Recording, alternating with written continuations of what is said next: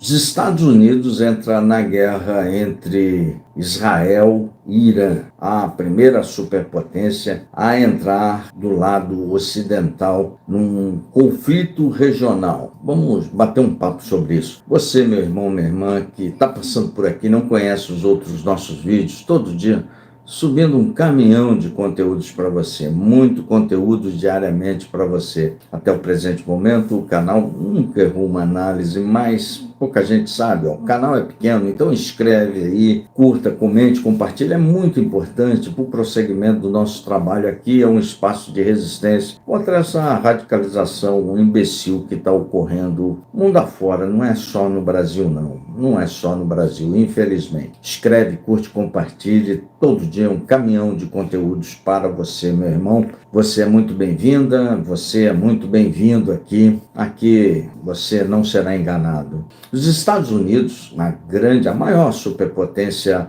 militar hoje do Ocidente, maior indiscutivelmente, entrou na guerra do Oriente Médio, entrou na guerra entre Israel e Irã. Há muita gente que não gosta da prepotência dos americanos, que não gosta dessa mania do americano achar que é dono do mundo, que o mundo gira em torno de si mesmo, mas com esse ataque preciso, pontual, no reino dos ayatolás, os Estados Unidos voltam ao protagonismo mundial como uma grande superpotência. Você pode falar e pensar o que for do presidente Trump, um estrupício. Eu detesto o Trump, mas nessa ação que os Estados Unidos bombardeiam cirurgicamente instalações nucleares do Irã, ele teve muita coragem, muita firmeza e agiu efetivamente como uma grande superpotência no cenário mundial. A bem da verdade, os Estados Unidos sempre levam guerras a outros continentes. Nunca uma guerra foi travada no próprio continente americano. Ele sempre leva a guerra no outro continente. Essa desarrumação total, parcial do Oriente Médio, parcial, não é toda, ela começou lá na campanha do Golfo quando os Estados Unidos invadiram Saddam Hussein para vender armas, sob pretexto de armas químicas, levar a democracia, é uma balela, uma bobagem. Desestabilizaram toda aquela região.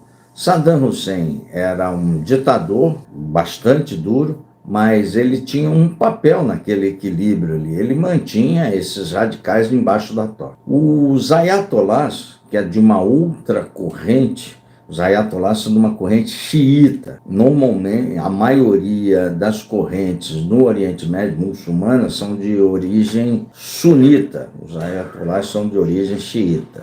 Eles foram alçados ao poder quando derrubaram a monarquia iraniana, a monarquia persa. Uma monarquia bastante corrupta e foi derrubada no movimento de 79, com a primeira tomada da embaixada dos Estados Unidos. Então vem daquele tempo onde o Irã, onde todas as monarquias do Oriente Médio eram bastante abertas, bastante tolerantes quanto à prática de religião, das religiões. A Síria era um país muito europeu, um modo de vida muito parecido com a Europa, era um grande país, um país lindíssimo, a Síria, assim como o Iraque, assim como o Irã, a região persa. Com a alçada ao poder dos ayatolás, o Irã adotou o regime baseado nas leis islâmicas e começou profundas mudanças no Oriente Médio, profundas mudanças. Por mais que sejamos contrários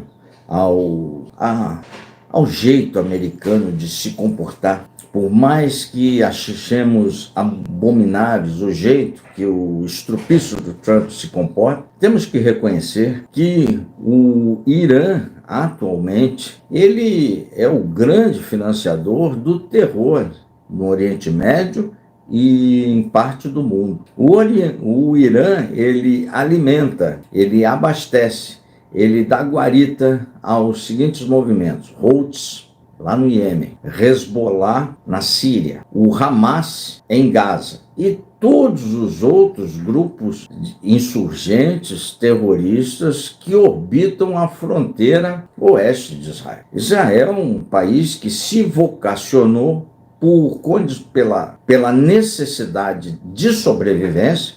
Israel se vocacionou para ser um país voltado todo exclusivamente para a guerra, para poder sobreviver. Hoje, Israel tem frente no sul, lá em Gaza. Tem frente no norte com o Hezbollah no Líbano. E tem uma frente oeste agora com a guerra do Irã. Tem 3 frentes. Então é um país que ele é vocacionado para a guerra. E por 3 frentes fica bastante complicado, bastante complicado. Israel fez alguns ataques preventivos, ataques, eu diria, quando se iniciou essa guerra, ataques modelados, ataques de cinema, todo sincronizado, onde destruiu a defesa antiaérea iraniana. Foi com 200 bombardeiros em 5 levas e não teve nenhuma baixa, 0 baixa. O perigo de uma potência regional, o Irã é uma potência regional da região, adquirir armas nucleares é de um perigo muito grande para a humanidade, muito grande para o mundo. O Irã, sem ter arma nuclear, ele financia uma série de grupos terroristas e insurgentes. Agora imagine o Irã com arma nuclear. O mundo está vivendo, alguns especialistas já dizem que ali já é o embrião da Terceira Guerra Mundial. Com a entrada da superpotência Estados Unidos, o teatro de operações do Oriente Médio, que já é bastante complicado, o tabuleiro de xadrez ele fica mais complicado. Ele fica mais complicado, muito mais complicado. A Rússia, enfraquecida pela guerra da Ucrânia, a China, que precisa, a China não está no eixo das potências autocratas. A China é de um regime comunista totalitário, não tem conversa fiada lá na China, né? Mas ela, por necessidade, pelo tamanho da sua população, ela necessita fazer comércio com o mundo. Não interessa, neste momento, uma guerra que você sabe como começa, mas não tem controle das ações e nem vai saber como termina. A China precisa fazer comércio em função do tamanho de sua população. Ela precisa muito fazer comércio. Ela será a maior potência do mundo ainda nesse século, mas, por hora, todo o seu trabalho de muitas décadas pode vir a ser perdido se entrar numa aventura dessa. Mas foi importante o ataque preventivo dos Estados Unidos. Resta-nos saber como essas negociações se seguirão, como esse conflito vai se desenhar desse ponto em diante. Por questão de orgulho, os ayatolás sempre tem aquele mesmo discurso: os infiéis pagarão. Mas o Irã é um país que não está em boas condições de gritar muito, tem muita propaganda, mas o Irã está bastante debilitado. O regime dos ayatolás está, eu diria, pode estar, não diria não, mas pode estar vivendo os seus últimos dias aí de poder. O monarca do Irã, da família Reza Pahlavi, que é exilado nos Estados Unidos, tem conclamado a população a fazer uma espécie de insurgência moderada, uma espécie de insurgência civil. O Irã, os persas, eles sempre foram uma potência regional, mas esse radicalismo exacerbado que tomou conta do Irã, o Irã é uma bela civilização, uma belíssima história, é o berço da civilização humana. E com o regime dos ayatolás, muita coisa se perdeu e se enveredaram por esse caminho, que é a da não existência do Estado de Israel. Enquanto os Estados árabes, alguns Estados árabes mais radicais, não aceitarem a existência, o convívio com o Estado de Israel, vai ser difícil ter uma solução a bom termo no Oriente Médio. Vamos ver como é que as negociações agora se desenrolarão. O grande erro foi a primeira campanha do Golfo, quando os Estados Unidos desestabilizaram toda aquela região. Aquela região, por características, onde se mistura religião com Estado, há necessidade, infelizmente, de governos duros, extremamente duros.